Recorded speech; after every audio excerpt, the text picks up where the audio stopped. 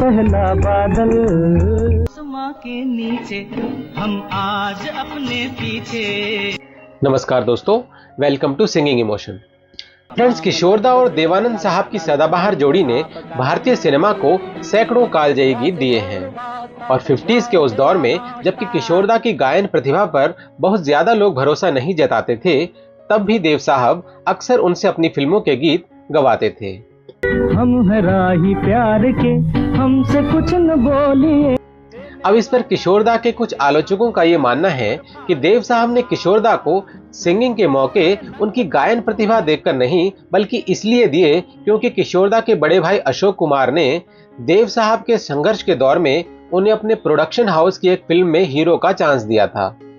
तो दादामणि अशोक कुमार के इसी उधार को चुकाने के लिए देव साहब किशोरदा को अपनी फिल्मों में गाने का मौका देते थे। माना जनाब ने पुकारा, क्या मेरा साथ भी गवारा। तो आज के इस वीडियो में हम अतीत के पन्नों को पलटते हुए इस दावे की जांच पड़ताल करके सच्चाई पता लगाएंगे। और आज जो भी विश्लेषण हम करेंगे वो किशोरदा, एस.डी. बर्मन और देव साहब पर लिखी गई कुछ ऑफिशियल बुक्स और उनके इंटरव्यूज के हवाले से होगा। तो इस वीडियो में कुछ भी मनगढ़ंत नहीं है, बल्कि आज का वीडियो ऑफिशियल सोर्सेज से जुटाई गई इंफॉर्मेशन पर आधारित है। और अगर आप एक किशोरदा फैन हैं तो आपको भी किशोरदा से जुड़ी इन खास डिटेल्स को जानना बहुत जरूरी है। तो चलिए शुरू करते हैं आज का वीडियो। आप देखना शुरू कर चुके हैं सिंगिंग इमोशन।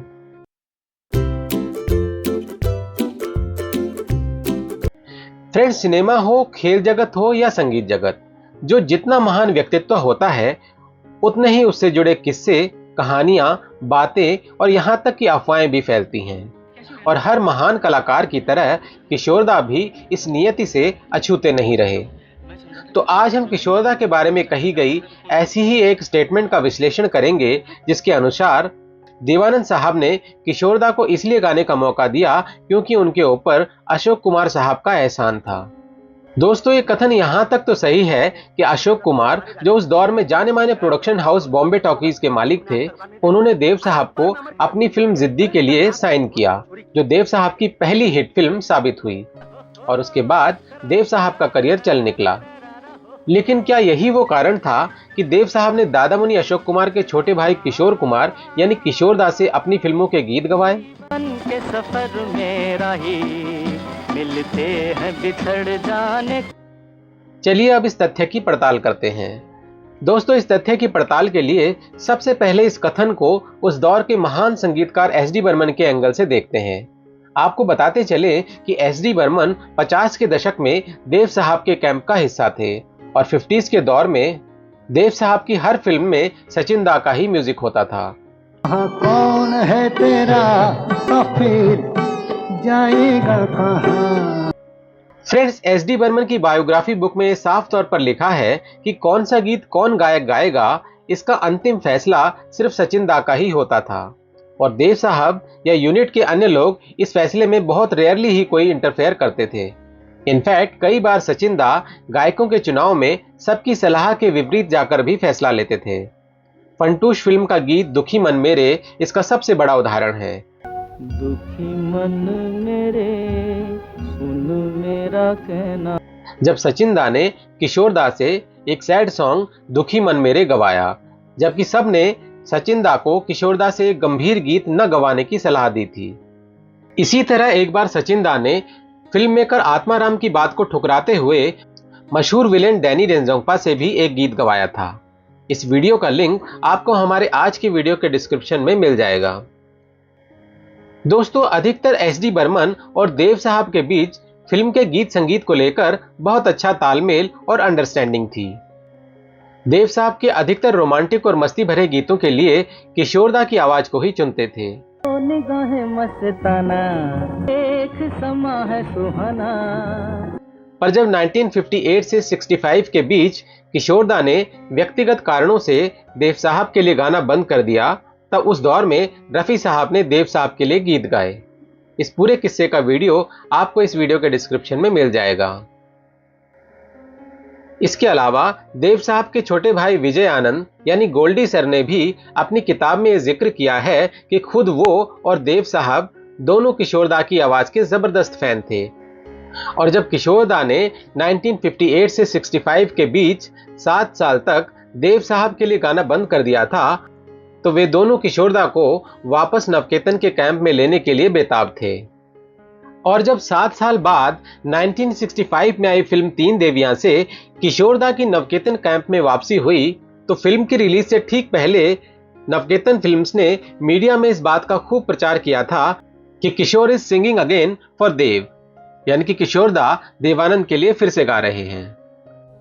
ख्वाब हो तुम या कोई हकीकत। दोस्तों, इसके अलावा ये बात भी गौर करने वाली है कि अशोक कुमार खुद अपने छोटे भाई किशोरदा की गायक बनने की चाह को लेकर बहुत ज्यादा खुश नहीं थे और उन्होंने किशोरदा से कह रखा था कि अगर तुम चाहो तो मैं तुम्हें एक्टिंग के रोल्स तो दिला सकता हूं, पर तुम्हारी सिंगिंग में वो बात नहीं है। ये फैक्ट किशोरदा ने खुद अपने एक इंटरव्यू में स्वीकार किया था कि उनके बड़े भाई ने उन्हें गाने के लिए डिस्करेज किया था। हमारे ब्रदर ने हमको डिस्करेज किया कि देख तेरी आवाज में मॉड्यूलेशन नहीं है। अब वो मुझे जो इनकरेजमेंट दिया तो उन्होंने दिया, उन्होंने प्यार कर उन्होंने बोला कि देखो अशोक, इस लड़के को मेरे पास छोड़ दो, मैं इसे तैयार करूंगा। तो उन्होंने मुझे इनकरेजमेंट दिया, उन्होंने मुझे गीत गवाया, तुम्हारे साथ गवाया, और उसके बाद उनका काफी हाथ है इसमें मुझे आगे बढ़ाने में। और फिर ये तो म्यूजिक डायरेक्टर खेमचंद प्रकाश थे जिन्होंने उनकी प्रतिभा पर भरोसा जताया और उन्हें प्लेबैक सिंगर के तौर पर जिद्दी फिल्म में पहला ब्रेक दिया था। चलिए अब जानते हैं कि खुद देव साहब का अपनी और किशोरदा की जोड़ी के बारे में क्या कहना था। फ्रेंड्स, देव साहब अपनी autobiography book romancing with life में अपने और किशोरदा के बीच के बॉन्ड और केमिस्ट्री के बारे में बात करते हुए कहते हैं, किशोर के करियर का पहला गाना उसने मेरी फिल्म जिद्दी के लिए गाया था। ये एक प्रसिद्ध कवि प्रेम धवन द्वारा रचित एक गजल थी। ये गाना हिट हो गया और लोग किशोर की आवाज को मेरी आवाज से और उनकी प्लेबैक सिंगिंग को मेरे अभिनय से जोड़ने लगे। हम एक दूसरे के पूरक थे। किशोर हमेशा मेरे गाने इस बात का ध्यान रखते हुए गाते थे कि मैं उन्हें पर्दे पर कैसे एक्ट करूंगा, और मेरी अभिनय शैली को ध्यान में रखते हुए वो अपनी आवाज में जरूरी बारीकियां डालते थे। उनकी फेमस यॉडलिंग, जिसकी उन्होंने भारतीय फिल्मों में शुरुआत की थी, इसको मैंने इनकरेज किया था। जब वो एक स्टार एक्टर बन गए और उनके अंदर का कलाकार काफी विकसित हो गया, तब किशोर ने मेरे अलावा किसी और के लिए नहीं गाया। सिवाय रिकॉर्डिंग स्टूडियो में माइक्रोफोन के सामने देवानंद की भूमिका निभाने के वो किसी और के लिए नहीं गाते थे। किशोर हमेशा मुझसे पूछता था कि मैं उसकी सिंगिंग को किस खास अंदाज में चाहता हूं, और मैं हमेशा उससे कहता था, तुम जितना जोश से चाहो गाओ, मैं तुम्हारी सिंगिंग के हिसाब से चलूंगा। और हम दोनों के बीच इस तरह की जबरदस्त केमिस्ट्री थी। दोस्तों, इन अलग अलग बायोग्राफी बुक्स के रेफरेंस और इंटरव्यूज के एग्जाम्पल से आपको पता लग ही गया होगा कि किशोर और देव की जोड़ी किसी एहसान को चुकाने के लिए नहीं बनी थी, बल्कि ये जोड़ी सचिन दा, किशोर दा और देव साहब के बीच की जबरदस्त केमिस्ट्री और एक दूसरे की कला के प्रति अटूट विश्वास और सम्मान का नतीजा थी, जिसने भारतीय सिनेमा को कई कालजयी और सदाबहार गीत दिए। आता रहे मेरा दिल, यूं ही फिसल गए आ आ आ। हाल के इसलिए ये कहना कि देव साहब ने किशोरदा को सिर्फ इसलिए गाने का मौका दिया क्योंकि वे अशोक कुमार के एहसानमंद थे, ये बिल्कुल बेबुनियाद और तर्कहीन स्टेटमेंट है। ये घटनाओं को मनमाने तरीके से जोड़कर बनाई गई एक मनगढ़ंत कहानी है।